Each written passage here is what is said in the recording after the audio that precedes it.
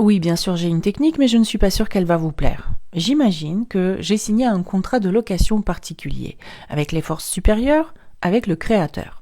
Dans ce contrat de location est stipulé que j'ai loué ma mère, mon père, mes frères et sœurs, mes collègues de travail et surtout mes partenaires. Qu'est-ce que ça signifie louer?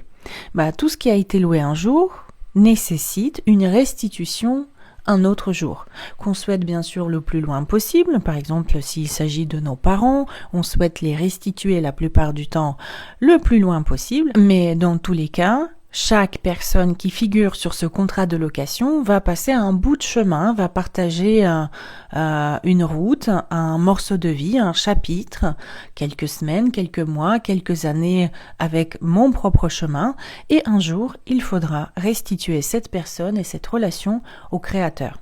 Cette pensée qui peut paraître étrange, bizarre, m'aide à percevoir que toute chose a une fin, que nous ne sommes séparés de rien si ce n'est de nous-mêmes, et que dans cette optique, chaque relation va durer le temps qui lui est dédié. Même si je souhaiterais qu'elle dure une éternité et qu'elle ne s'arrête jamais, chaque relation va avoir une fin. Soit parce que ces personnes vont mourir avant moi, soit parce que moi je vais mourir avant ces personnes.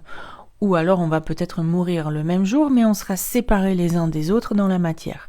Ou alors ces personnes vont choisir une autre route, un autre partenaire, une autre personne. Et je ne sais jamais à quel moment cela va arriver, mais le contrat de location avec le divin suppose qu'un jour, il y aura une restitution. Et c'est OK pour moi dès le départ.